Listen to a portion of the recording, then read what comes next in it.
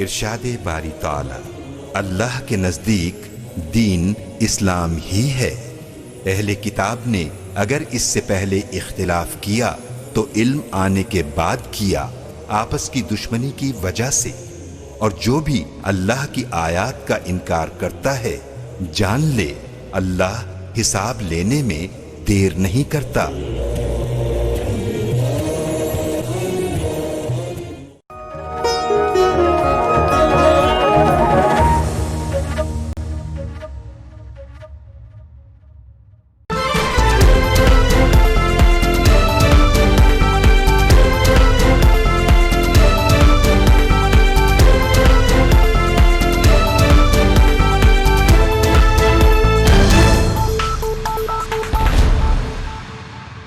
अस्सलाम वालेकुम नाज़रीन, प्रोग्राम ऑन रिकॉर्ड के साथ मैं हूं ईद मोहम्मद।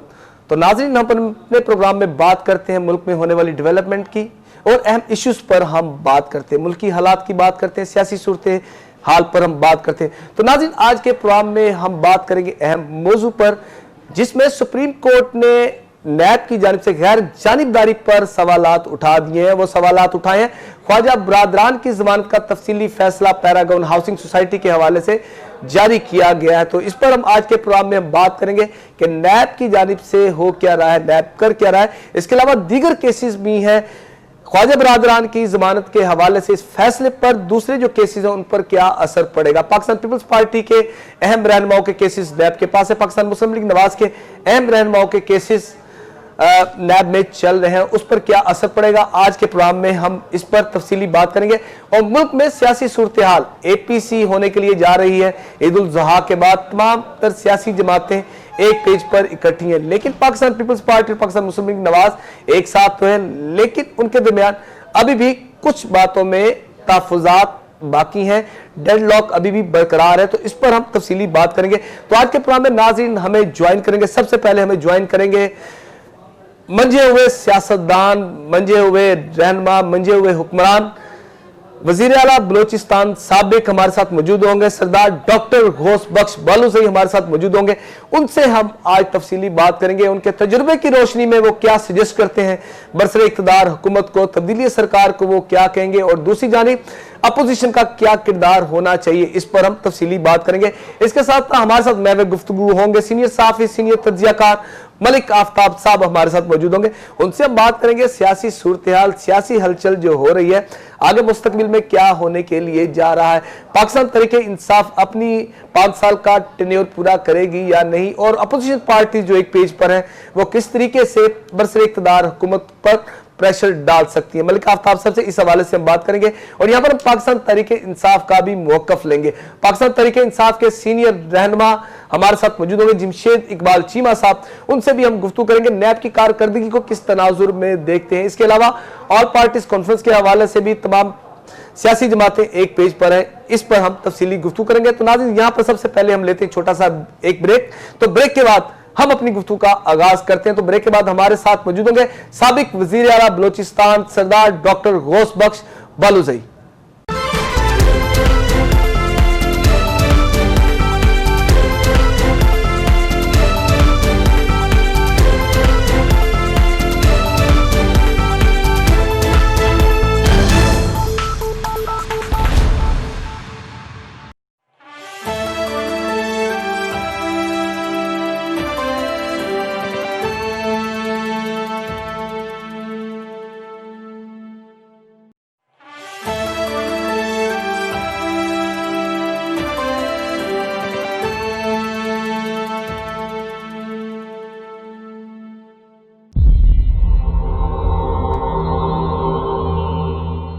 क्या है आदम की तख्लीक का मकसद, क्या है रमूज़े कायनात,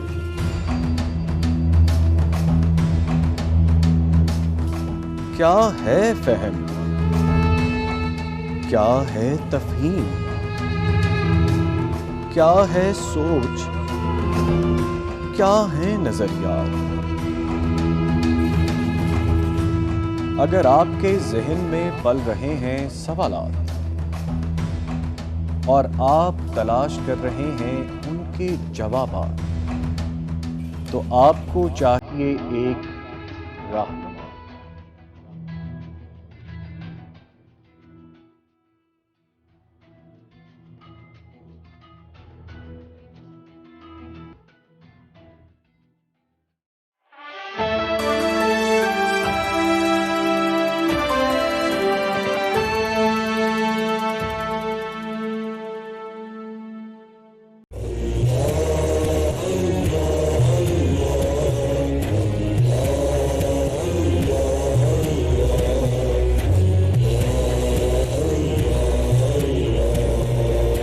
इरशादे बारी ताला, अल्लाह ने जो तुम्हें दे रखा है इसके जरिए आखिरत का घर बनाओ और दुनिया में भी अपना नसीब फरामोश न करो। तुम भी इसी तरह अच्छा करो जैसे अल्लाह ने तुम्हारे साथ अच्छा किया है, और जमीन में फसाद न मचाओ। बेशक अल्लाह फसाद करने वालों को पसंद नहीं करता।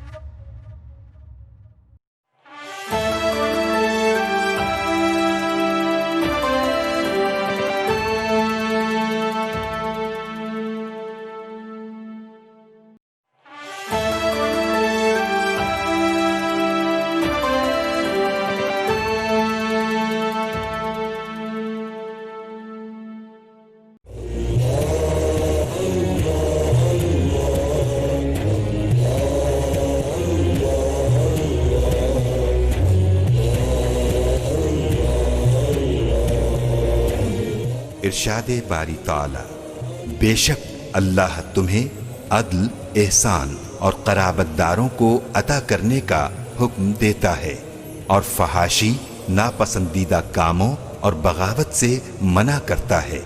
अल्लाह इस तरह तुम्हें नसीहत करता है ताकि तुम नसीहत पा सको।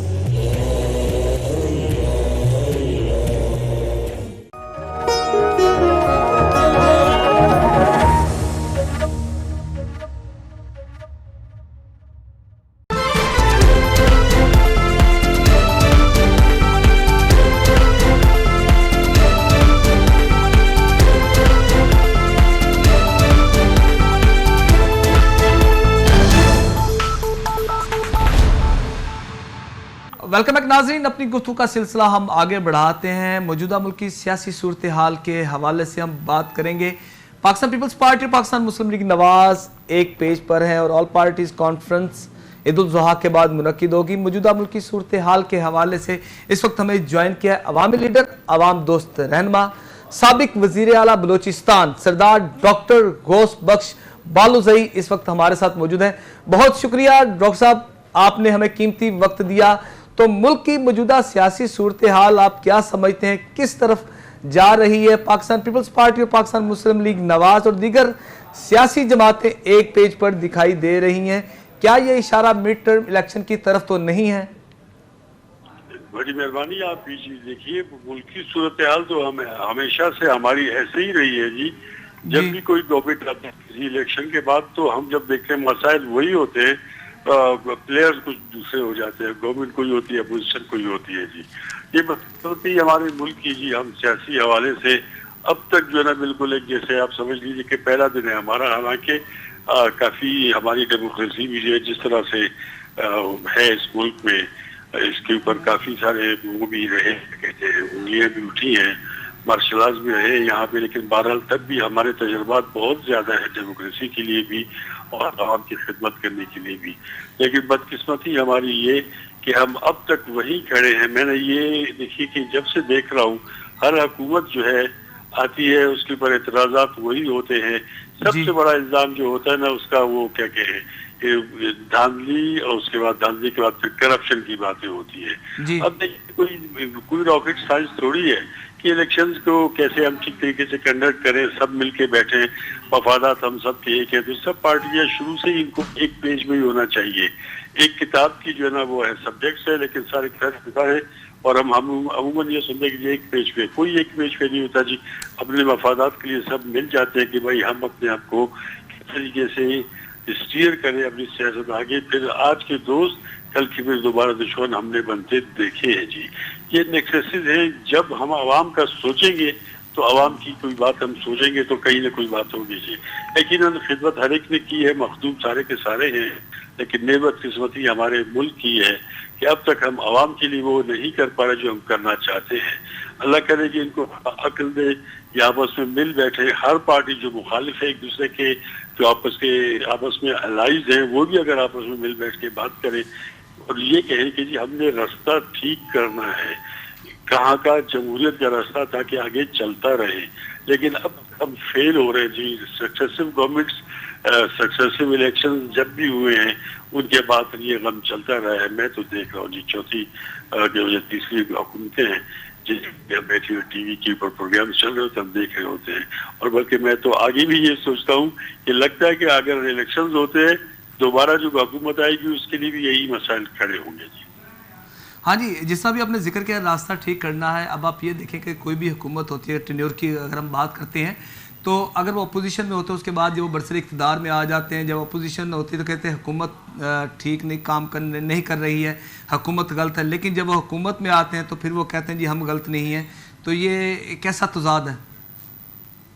मैं अब देखिए सबसे बड़ा तजाद यही है जी, माशाल्लाह लीडर जो होते हैं वो लीड करते हैं, उसके पीछे जाने वाली आवाम जो है वो उसको फॉलो करती है जी।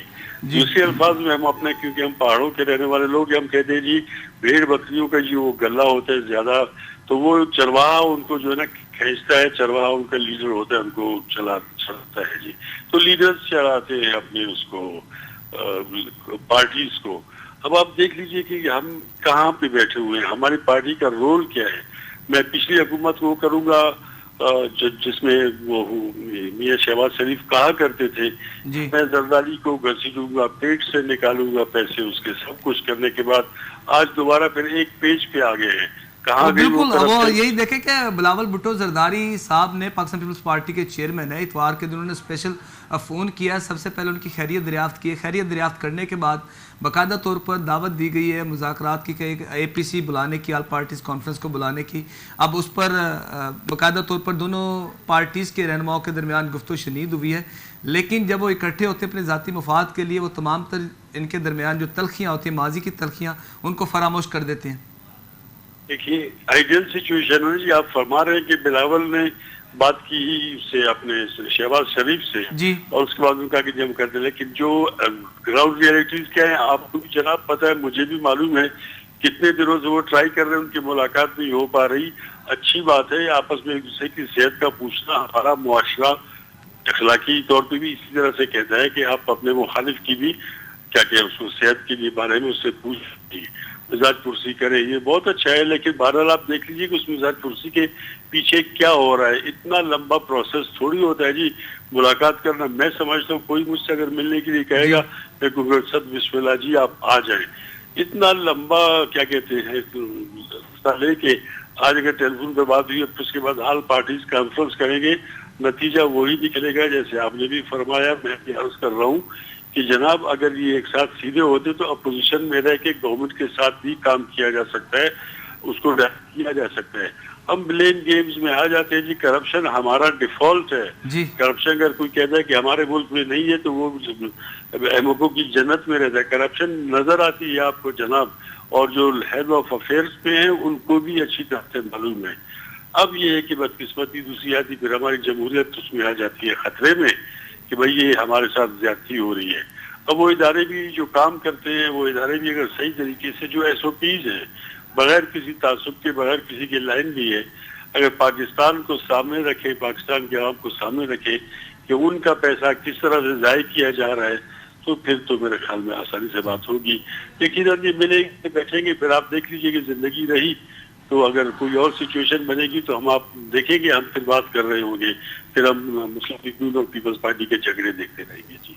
डॉक्टर साहब ये बताइएगा कि इस हुकूमत की बात की जाए, पाकिस्तान तहरीक इंसाफ की हुकूमत की जब हम बात करते हैं, पाकिस्तान तहरीक इंसाफ की हुकूमत ने तब्दीली का नारा लगाया, तब्दीली का नारा लगाते हुए तब्दीली सरकार ने तब्दीली लाने के बहुत से वादे किए, रियासत मदीना का वादा किया। बलूचिस्तान की अगर बात करते हैं, सूबा बलूचिस्तान बड़ा पसमानदा है, यहाँ की आबादी ज़्यादातर देहात पर मुश्तमिल है। अब आप ये बताइएगा कि आप क्या समझते हैं इस तब्दीली सरकार ने सूबा बलूचिस्तान के लिए क्या कुछ किया है? क्या आप समझते हैं कि जो इनकी एक्सपेक्टेशन थी बलूचिस्तान की आवाम की, उसके मुताबिक ये तब्दीली सरकार पूरा उतरी है? मेरे ख्याल में देखिए, तब्दीली सरकार के ऊपर जो लोग ये बातें करते हैं तो वो तो फेल हो चुकी है जनाब।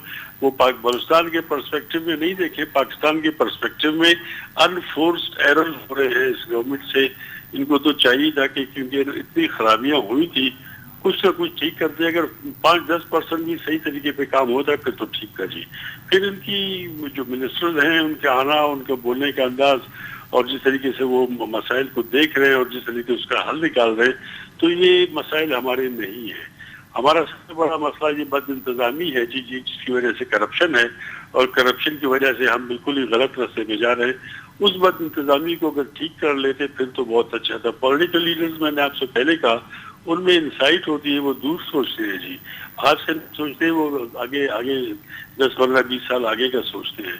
तो इसमें यकीनन असरा तो बहुत था आवाम को कि इमरान खान की हुकूमत आएगी तो वो कुछ न कुछ करेगी, लेकिन उनको भी करने के लिए या तो वो करने नहीं दिया जा रहा क्योंकि सिस्टम बहुत करप्ट है, उसके ऊपर काम करना बहुत मुश्किल है। लेकिन इनके लिए तो अपनी ही पार्टी के जो मेंबर्स हैं वो मुसीबत बन गए जी। अब ये कि तो वादे उन्होंने बहुत ज्यादा कर दिए, इतने वादे नहीं करने चाहिए थे। कुछ काम करते तो नजर आता कि काम किया है तो बड़ी वाह वाह होती। आपने बहुत बड़े बड़े वादे कर दिए और उसके बाद फिर वो वादे पूरे नहीं हो रहे। और हम तो शॉर्ट टेम्पर्ड लोग हैं ना जी, हमारी आवाम भी शॉर्ट टेम्पर्ड है, हमको गुस्सा भी आ जाता है। तो इसलिए इस सरकार को चाहिए था, प्रॉब्लम्स हर एक को पता है, अब इस वक्त कोई भी आए उसको पता है, लेकिन ये कि डिलीवर नहीं कर पा रहा है जिस तरीके से उनको करना चाहिए था। डॉक्टर साहब, माशाल्लाह आप वज़ीर आला रहे हैं बलूचिस्तान के, आपने आवाम की खिदमत की है, आवाम की फलाह बहबूद के लिए अपनी खिदमत सर अंजाम दी। और बलूचिस्तान के, अगर पाकिस्तान के क़याम पाकिस्तान से लेकर अब तक की तारीख का अगर देखा जाए, जिस दौरान आप वज़ीर आला बलूचिस्तान रहे उस दौर में बड़ी तरक्कियाँ हुई, आपने आवाम की फलाह बहबूद के लिए काम किया। अब आप एज एन एडमिनिस्ट्रेटिव आप क्या समझते हैं? सूबा पंजाब के वज़ीर आला उस्मान बुज़दार को तब्दीली की बातें हो रही हैं, उनको तब्दील करने के किस हद तक इम्कानात आपकी नज़र में मौजूद हैं? अगर आप बतौर वज़ीर आला बलूचिस्तान रहे हैं, आप क्या सजेस्ट करते हैं वज़ीर आला पंजाब सरदार उस्मान बुज़दार को? देखिए जी, मैं आपसे अर्ज करूं कि एक सीट पे एक आदमी को बिठाया जाता है या वो आ जाते हैं उस पे, तो उनको छोड़ने काम करने के लिए अगर कोई ड्रास्टिक बहुत बड़ा मसला होता है फिर तो ठीक है, आप उसको देखें वो कैसे वो डिलीवर करते हैं। इन द एंड अगर उसका वो क्या कहते हैं रिजल्ट गलत आता है फिर तो ठीक है जी कि उसको निकाल दें। पार्टीज का अपना ये काम होता है जी, किसी पार्टी को डिक्टेट नहीं करना चाहिए कि भाई अपना लीडर बदल दे, मिनिस्टर बदल दे, चीफ मिनिस्टर बदल दे, ये उनका काम है जी। लेकिन अगर कोई खराबी वहाँ पे है तो फिर वो वहाँ के लोग जानते हैं जी सही तरीके से। पंजाब की गवर्नेंस तो हमेशा से ऐसे ही रही है जी, क्योंकि पंजाब इनडायरेक्टली हम पे भी हुकूमत कर रहा है, पाकिस्तान में उनकी हुकूमत है जी सारी की सारी। तो उनको चाहिए ये कि अगर शहबाज शरीफ ऐसा वाइब्रेंट नहीं है बुज़दार तो फिर तो ठीक है जी। और अगर नहीं कोई इतनी ज्यादा खराबी नहीं है तो आप देखें सिर्फ पॉलिटिशियंस नहीं है, पॉलिटिशियंस के साथ ब्यूरोक्रेसी भी है, एस्टेब्लिशमेंट भी है, बहुत सारे इन्फ्लुएंसेस होते हैं, फिर पब्लिक भी है। तो ये उनका अपना जाती फेल है।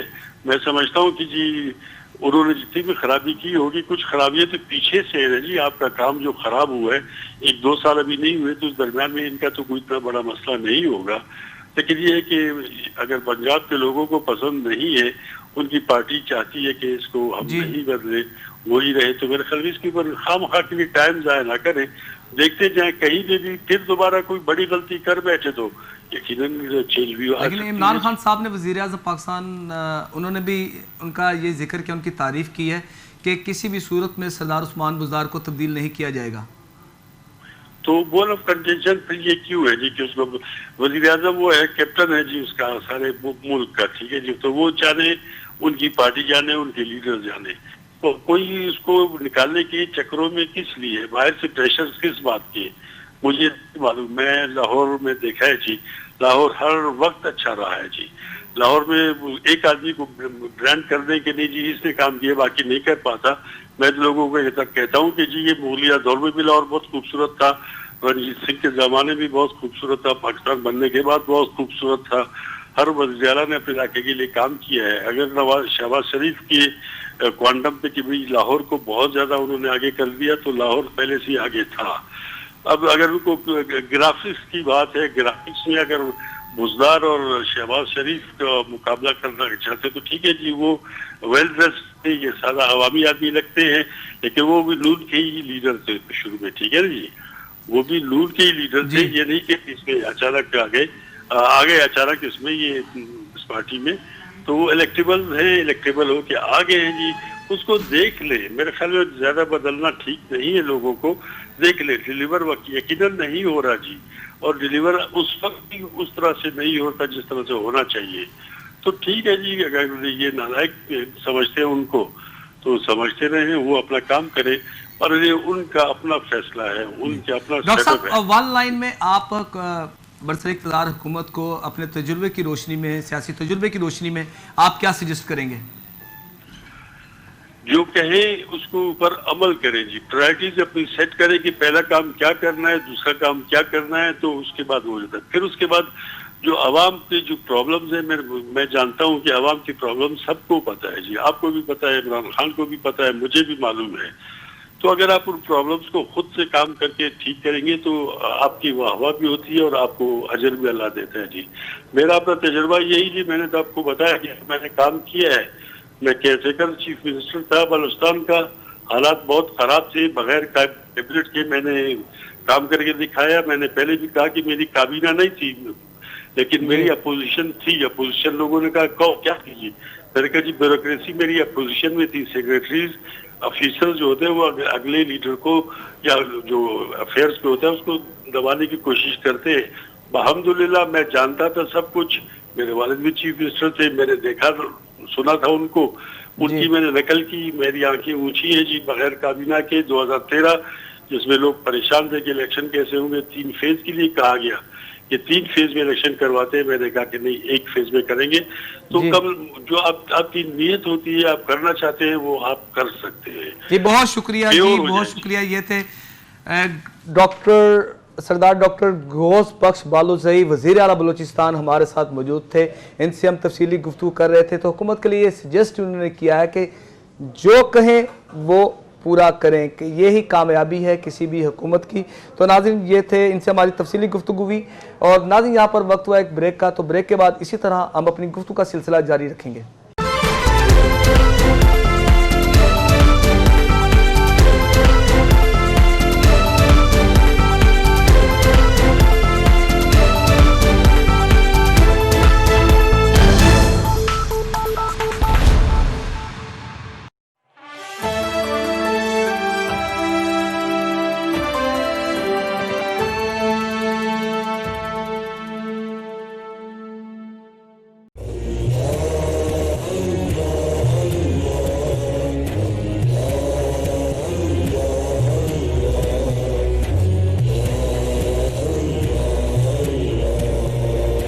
इरशाद बारी ताला, अल्लाह ने जो तुम्हें दे रखा है इसके जरिए आखिरत का घर बनाओ और दुनिया में भी अपना नसीब फरामोश न करो। तुम भी इसी तरह अच्छा करो जैसे अल्लाह ने तुम्हारे साथ अच्छा किया है, और जमीन में फसाद न मचाओ। बेशक अल्लाह फसाद करने वालों को पसंद नहीं करता।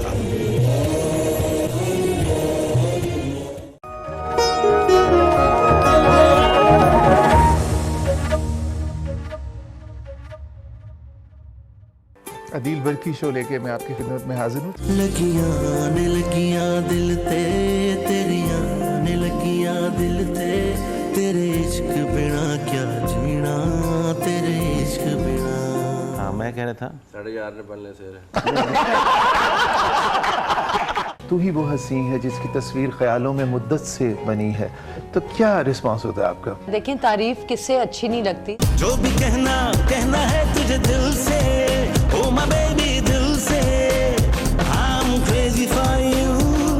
कामयाबी उससे ज्यादा मिली या कम? बड़ी चीज मैं जो समझती हूँ वो लक है इंसान की। और कुछ ऐसे भी लोग हैं जो मेहनत नहीं भी करते। या इंग्लिश वाला? नहीं, वो वाला लक्ष्य की लक्ष्य नहीं। वेले लंग गए तौबा वाले, रातां औके परंदियां नहीं। वो कागज की कश्ती, वो बारिश का पानी। हम है वो टूटी हुई कश्तियों माने ताबिश। एक काम जो है ना वो मुझे आज तक अपना ही करना सीधा नहीं है। कैसे वैसों को दिया है कभी तो ले टकरा दे, थोड़ी सी तो ले टकरा दे। ऑल ऑफ सडन सियासत में कैसे आ गए आप? मेरे बुरे दिन आने से। रात हनेरी। मैं आपका प्रोग्राम देखती हूँ तो बस देखती रह जाती हूँ। आप बहुत बहुत ज्यादा अच्छा गाते हैं। लग जा गले से फिर ये हंसी रात हो न हो।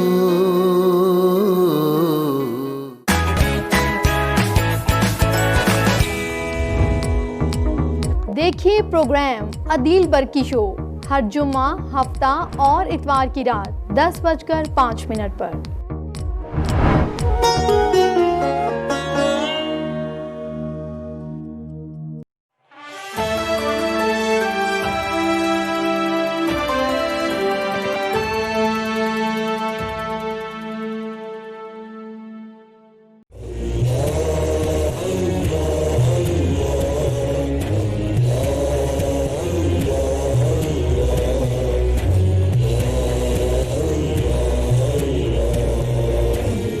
इरशादे बारी ताला, बेशक अल्लाह तुम्हें अदल, एहसान और कराबतदारों को अता करने का हुक्म देता है और फहाशी, नापसंदीदा कामों और बगावत से मना करता है। अल्लाह इस तरह तुम्हें नसीहत करता है ताकि तुम नसीहत पा सको।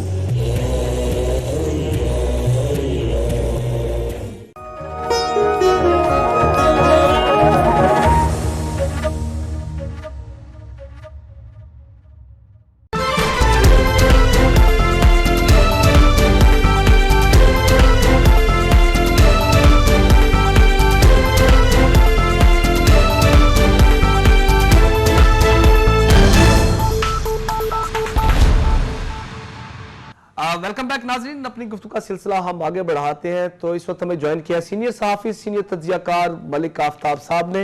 इनसे हम बात करते हैं ख्वाजा बरादरान की रिहाई के हवाले से। जमानत का तफसीली फैसला सुप्रीम कोर्ट की जानिब से जारी कर दिया गया है, जिसमें नैब की गैर जानिबदारी पर सवालात उठा दिए गए हैं सुप्रीम कोर्ट की जानिब से। इसी पर हम बात करते हैं। मलिक साहब बताइएगा, ख्वाजा बरादरान की जमानत के हवाले से तफसीली फैसला सुप्रीम कोर्ट ने जारी किया है। जी अस्सलाम वालेकुम वरहमतुल्लाह वबरकातुहू। देखें, ये जो फैसला आया है 57 पेजेस पर यह फैसला मुश्तमिल है और इस फैसले में ना इसके 2-3 पॉइंट हैं, 2-3 हिस्से हैं इस फैसले के। एक हिस्सा तो ये है कि ख्वाजा बरादरान पर ये जो केस था ये साबित नहीं हो सका जी। ना इन्होंने करप्शन की है। 2-3 बातें थी उसमें।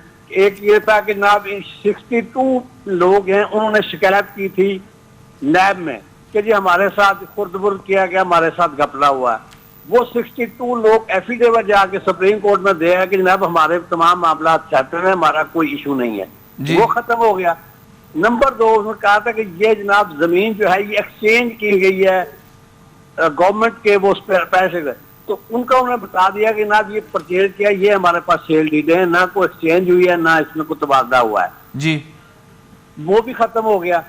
लिहाजा करप्शन का कोई इल्जाम उन पर साबित नहीं हो सकता। जी हाँ। फिर उन्होंने कहा कि जनाब 1 करोड़ इतने लाख रुपए जनाब ये पैरागन सोसाइटी की तरफ से ख्वाजा बरादरान ने वसूल किए हैं, उसकी कोई ट्रांजैक्शन साबित नहीं हो सकी कि इन्होंने उस अकाउंट से पैसे लिए हैं।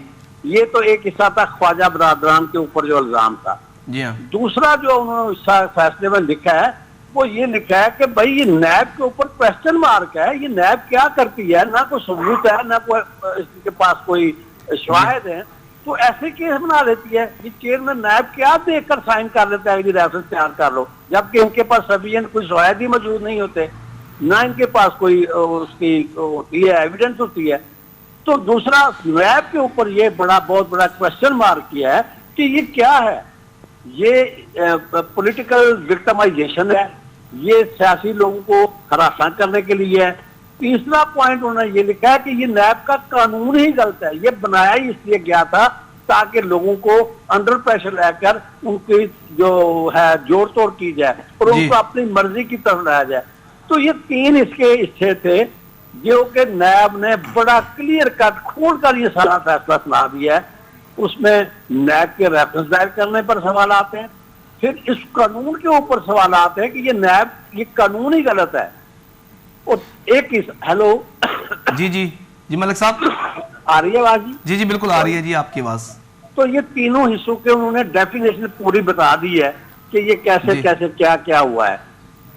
तो ये बहुत बड़ा नैब के ऊपर भी सवाल है कि ये नैब करती क्या है, ये विक्टिमाइजेशन है, ये पॉलिटिकल के जो लोगों को इसकी करती है। तो ये बड़ा तारीखी फैसला है जी। अच्छा मलिक आफ्ताब साहब, इसके अलावा भी दूसरे केसेस है, ये तो ख्वाजा बरादरान के हवाले से उनकी जमानत का तफसीली फैसला जारी किया गया है। अब इसके अलावा दूसरी पार्टी से पाकिस्तान पीपल्स पार्टी की अगर हम बात करते हैं, पाकिस्तान मुस्लिम लीग नवाज के दूसरे रहनुमा, इसके अलावा दीगर भी रहनुमाएं जिनके केसेस इस वक्त नैब में ज़ेर अल्तवा है, नैब में केसेस चल रही है। तो पाकिस्तान पीपल्स पार्टी के आसिफ अली जरदारी साहब है, फरियाल तालपुर साहिबा है, इसके अलावा दीगर केसेस हैं। अब इस फैसले से उन केसेस पर आप क्या समझते हैं, क्या असर पड़ेगा? देखें, बात यह है कि ये बड़ा तारीखी फैसला है और इस फैसले की रोशनी में अब अदालतों को सोचना होगा। ये मियां नवाज शरीफ का फैसला था जो एक केस में उनको सजा हुई, एक केस से उनको बरी कर दिया गया। अब जिस केस से उनको सजा हुई वो भी देखे, वो भी वो हो गया कंट्रोवर्शियल हो गया कि वो जस्ट अरशद मलिक ने जो किया है उसकी सजा हो गई, वो सामने आ गया। हाँ जी, वो जो केस था वो भी जो है मुतनाज़ा हो गया है। अब जो जरदारी साहब के केसेस हैं उनका अभी तक फैसला नहीं है, लेकिन अब जो मतहत अदलिया है वो इन बातों को जरूर सोचेगी कि ये किस तरह के केस में आएंगे, ये रेफरेंस दायर कैसे किए गए, इनके पास शवाहिद क्या है। और मेरा ख्याल है कि सुप्रीम कोर्ट की इस फैसले के बाद अब नीचे जो ट्रायल कोर्ट है वो जरूर सोचेंगी और सोच समझ कर फैसला करेंगी। अच्छा, सोच समझ कर फैसला करेगी। नैब के हवाले से बताइएगा, आप दीगर जो सियासी जमातें हैं, पार्टीज हैं, सियासी पार्टीज हैं जिनके ऊपर केसेस हैं, उसमें यह भी कहा जा रहा है, मुतालबा किया जाए कि नैब को ख़त्म किया जाए, ये भी मुतालबा सामने आ रहा है। तो नैब को ख़त्म करने के बाद दूसरा महकमा बनाया जाए। आप क्या समझते हैं कि नैब को ख़त्म करने के बाद जो केसेस हैं उसका सब्स्टिट्यूट क्या हो सकता है? देखिए, ये जो केसेस है ना जी, ये नैब को ख़त्म बेशक न किया जाए, लेकिन इसके कवानीन में तरमीम की जाए। एक तो जो 90 दिन का रिमांड है, ये सरासरी गलत और इंसानी मतलब हक की खिलाफ वर्जी है। मर्डर केस में 14 दिन का रिमांड होता है और उससे बड़ा केस संगीन क्या हो सकता है। उसमें जो कानून है वो 14 दिन का रिमांड देती है और इसमें 90 दिन का रिमांड देती है। 90 दिन आप अगर कस्टडी में रहेंगे और फिर ये है कि 90 दिन के बाद फौरन आप रेफरेंस दायर करें और वो 6 महीने। अब ख्वाजा बरादरान जो है ये 16 महीने 16 माह के करीब 15-16 माह उसमें हिरासत में रहे जी। तो यार ये जुल्म नहीं है कि आप केस भी रेफरेंस भी दायर नहीं करते, 90 दिन आप कस्टडी में रखते हैं, फिर पूछताछ भी कुछ भी नहीं होती। ये मास राइट लोगों को हरासमेंट करने के अलावा और कुछ नहीं है। ये अपोजिशन पार्टियां जो है ना, ये तो चाहती हैं कि इस नायब कवानीन में तरमीम हो, लेकिन अब हुक्मरान पार्टी वो मान नहीं रही। मलिक साहब, आपने यहाँ पर अमेंडमेंट का जिक्र किया है, कवानीन में तरमीम होनी चाहिए, नैब ऑर्डिनेंस में तरमीम होनी चाहिए, लेकिन बरसर इक़्तिदार पाकिस्तान तहरीक इंसाफ है। तो ये कैसे मुमकिन हो सकता है कि इस दौरे हुकूमत के दौरान नैब में के कवानीन में कोई अमेंडमेंट हो सके? देखिए, आप बटेरा तो उनके पाँव के नीचे आया हुआ है, वो यही चाहते हैं, लेकिन इनके अक्सर निगरान ये चाहते हैं कि ये इसमें तरमीम हो जाए कि उनके ऊपर भी रेफरेंस हैं, मुकदमात हैं।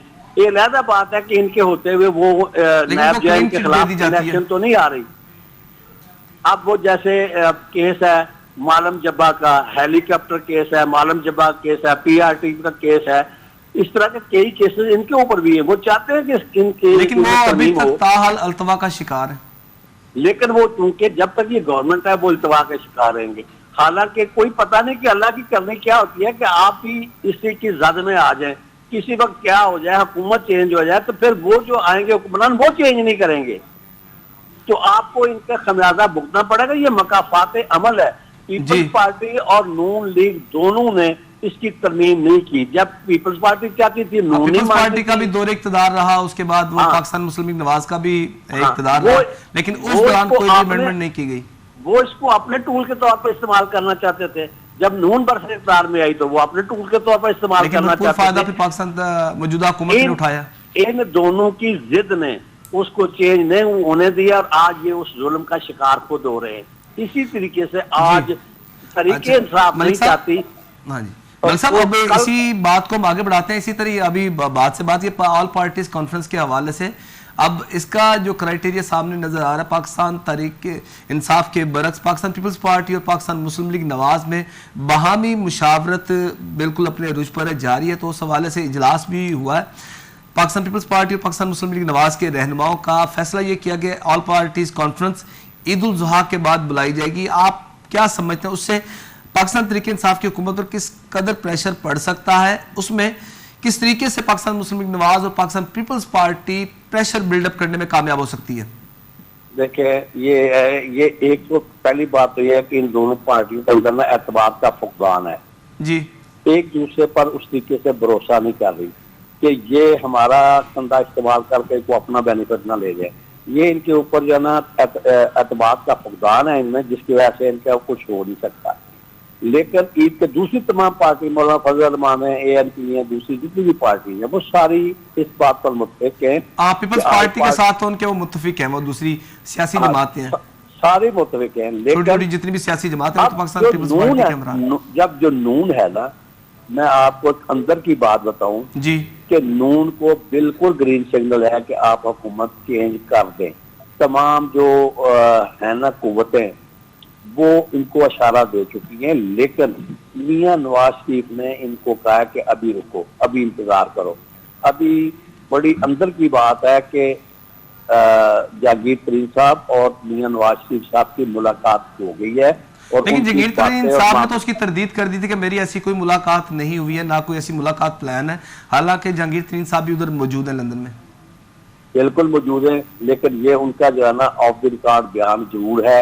लेकिन मैं आपको फैक्चुअल पोजीशन बता रहा हूँ कि उनकी मुलाकात हो चुकी है और उनके अंदर मामला तय हो चुके हैं। उसने ये कहा कि उसने ग्रीन सिग्नल दे दिया कि जी आप बात की तारीख दायर करें, मेरे बंदे आपका साथ देंगे। आप देखें कि पार्टी में ये 12, 14, 20 बंदे खेरू पेरू हुए हैं, तो ये किस चीज की निशानदेही है? उधर से ग्रीन सिग्नल है जहांगीर तरीन की तरफ से, जिसकी वजह से लोग जो है लेकिन मियां नवाज ने कहा कि अभी रुको, अभी इंतजार करो कुछ दिन। अब वो किस चीज का इंतजार कर रहे हैं, ये उनकी इंटरनल पॉलिसी है, क्या कर रहे हैं क्या नहीं कर रहे।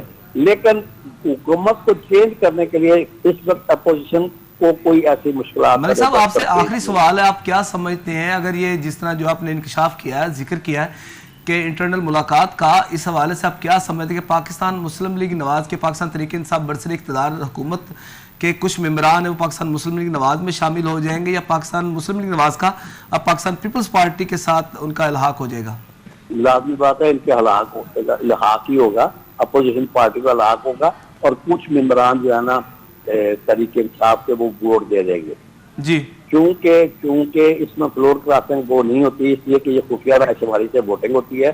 स्पीकर की जो रायशुमारी होती है, लेकिन प्राइम मिनिस्टर के लिए जो रायशुमारी होती है वो खुफिया होती है। और उसमें वो जैसे आपने देखा नहीं सेनेट के इलेक्शन में खड़े लोगों ने वोट दिया और जब वोट निकले तो उसमें कम निकले। रायशुमारी से ही वो कायदेवान का इंतखाब किया जाता है। हाँ जी, तो ये ऐसे ही होगा। लेकिन बात यह है कि हकीकत ये है कि शहबाज शरीफ आ जाए या अपोजिशन का कोई बंदा भी आ जाए, जिस हद तक ये मुल्क बहरानों में और गिरदाव में फंस चुका है, किसी के बस की बात नहीं है कि इसको से निकाल सके, जितनी की मुआशरत तबाह हो चुकी है। जी बिल्कुल जी। आप अपोजिशन ये चाहती है कि ये जितना भी गंद है यही समेटे, हम आकर भी इसको ठीक नहीं कर सकते। आप चलो बहुत शुक्रिया मलिक आफ्ताब साहब, आपने हमें टाइम दिया। तो मलिक आफ्ताब साहब सीनियर साफी, सीनियर तज्जियाकार हमारे साथ मौजूद थे और ये इंकशाफ इन्होंने किया है, अंदर वाली बात इन्होंने बताई है हमारे नाजरीन को कि आने जहांगीर तरीन और मियां नवाज शरीफ साहब की मुलाकात होने जा रही है और तमाम तर मामलात हैं वो तय कर लिए गए हैं। तो इसका मतलब है तब्दीली आने वाली है और पाकिस्तान तहरीक इंसाफ को टफ टाइम दिया जाने वाला है। अपोजिशन पार्टीज अब एक पेज पर दिखाई दे रही हैं, लेकिन पाकिस्तान पीपल्स पार्टी और पाकिस्तान मुस्लिम लीग नवाज के दरमियान कुछ डेडलॉक बाकी है, जिन पर दोनों पार्टीज को एक दूसरे के साथ तहफुजात हैं। तो नाज़रीन, हम गुफ्तगू का सिलसिला इसी तरह जारी रखेंगे। तो नाज़रीन, यहाँ पर वक्त हुआ एक ब्रेक का, आप हमारे साथ रहिए।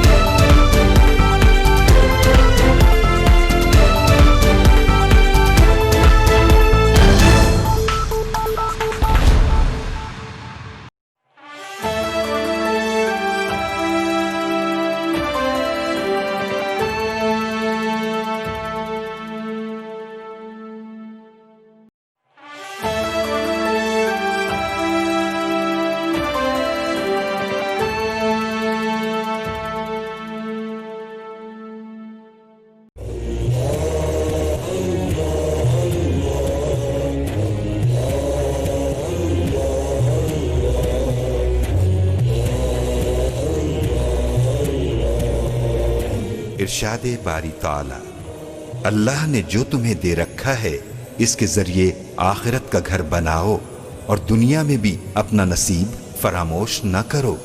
तुम भी इसी तरह अच्छा करो जैसे अल्लाह ने तुम्हारे साथ अच्छा किया है, और जमीन में फसाद न मचाओ। बेशक अल्लाह फसाद करने वालों को पसंद नहीं करता।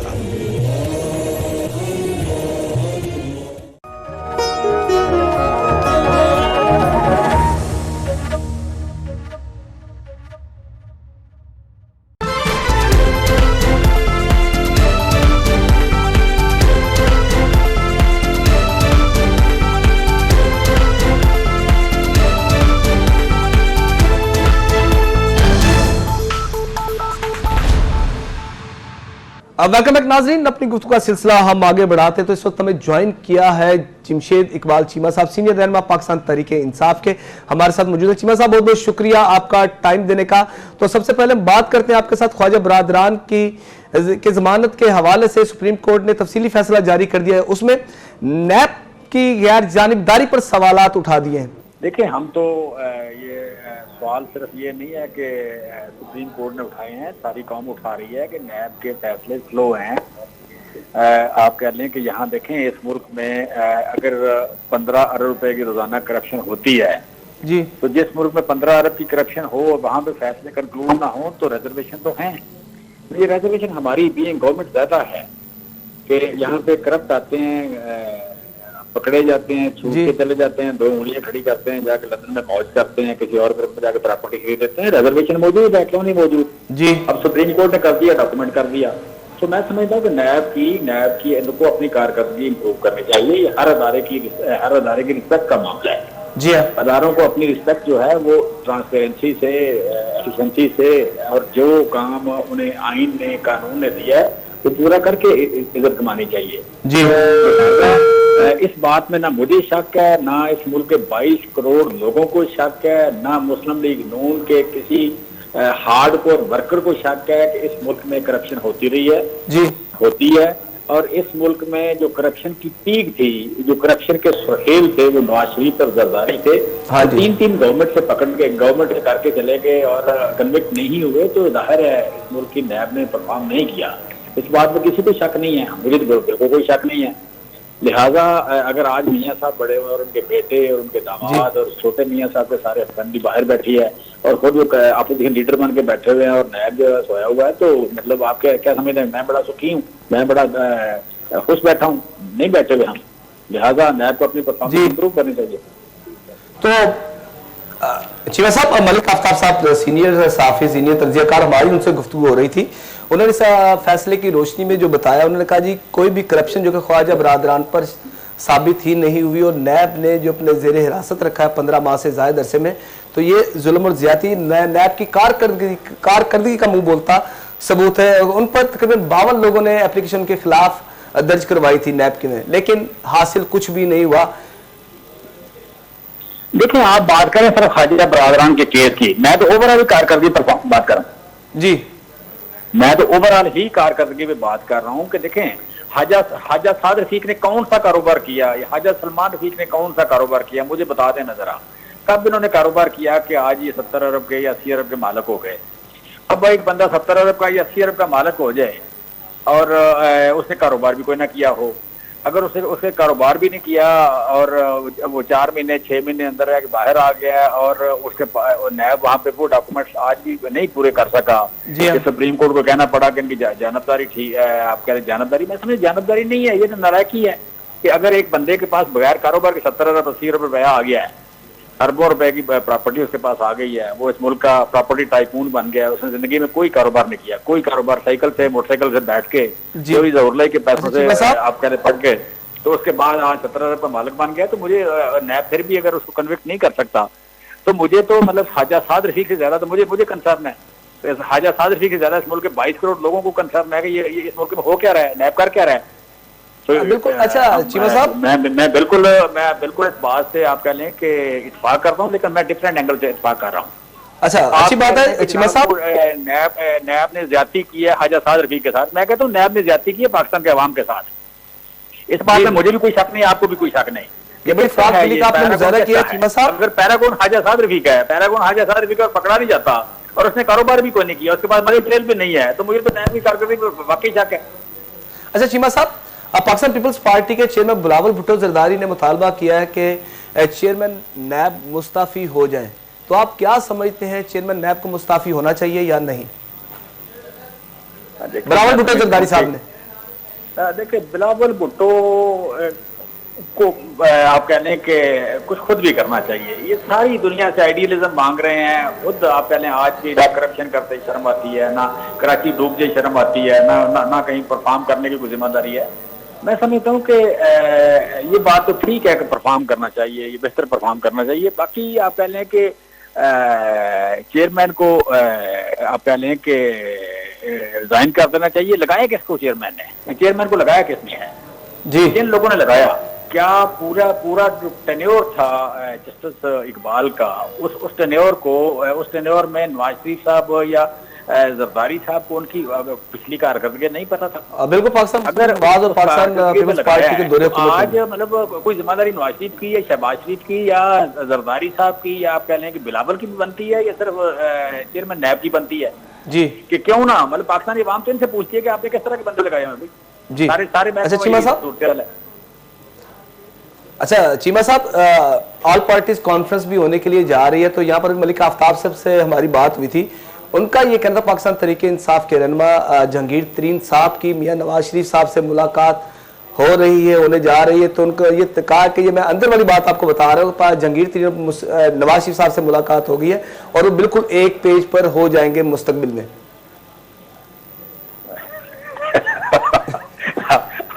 अब ये आप कह लें कि एजाज की बात है नवाज शरीफ साहब के लिए या कौम के लिए खुशखबरी है या बुरी खबर है, बताइए आप क्या समझते हैं, इसमें कितनी सदाकत हो सकती है?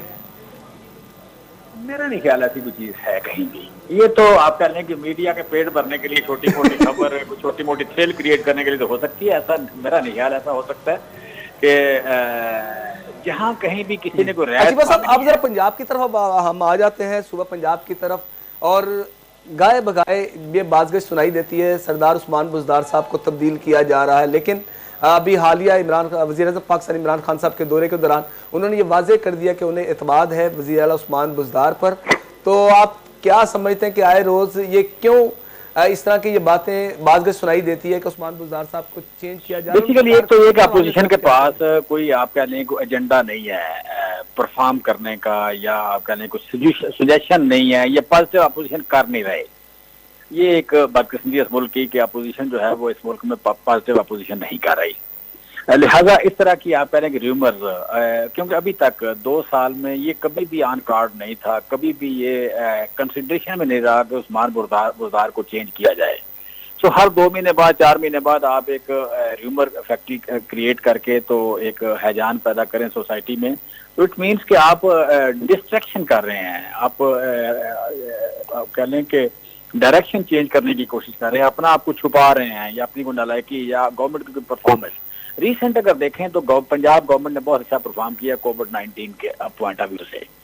कोविड-19 में जो परफॉर्म किया है तो अपोजिशन की जितनी हाशात थी या जितनी उनकी प्रेडिक्शन थी उसके अपोजिट रिजल्ट आया। इनका ख्याल था पंजाब तबाह हो जाएगा, यहाँ सारे लोग बीमार हो जाएंगे, यहाँ लाखों लोग मर जाएंगे, अस्पताल ब्लॉक हो जाएंगे, गवर्नमेंट फेल हो जाएगी, पैसे खत्म हो जाएंगे, इकोनॉमी बैठ जाएगी। ये सारा कुछ नहीं हुआ।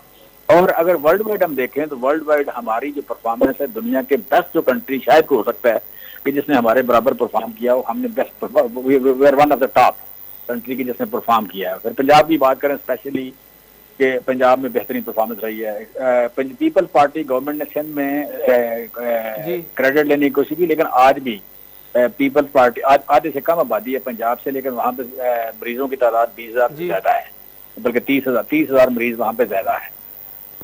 तो आप कह लें, फिर डेथ रेट की बात कर लें, फिर जो रिलीफ पैकेज है उसमें बात कर लें, तो पंजाब की परफॉर्मेंस ज्यादा रही है, ट्रांसपेरेंसी ज्यादा रही है, रिलीफ पैकेज बढ़ा रहा है, अस्पतालों की सूरत बेहतर रही है, डेथ रेट कंट्रोल रहा है, कोविड उस तरह स्प्रेड नहीं हुआ, मरीज कम हुए हैं, अरेंजमेंट ज्यादा बेहतर थी, बड़ी इमरजेंसी बेस पे अरेंजमेंट की। तो ये सारी बातें ऐसी हैं जिन पे पंजाब गवर्नमेंट की शाबाशी अप्रिसिएशन बनती है। तो जब उनकी तवक्को के मुताबिक बजाय अप्रिसिएशन देने के उन्होंने एक नया काम शुरू किया कि वो सारी तवज्जो हटाने के लिए कि जी उस्मान बुज़दार चेंज हो रहा है। उस्मान बुज़दार की भी शाबाश बनती है, पर उसने कोविड में परफॉर्म किया है। तो इस तरह की इश्यूज हैं। अदरवाइज उस्मान बुज़दार की तब्दीली अभी तक पिछले 2 साल में कभी भी अंडर कंसिडरेशन नहीं आई।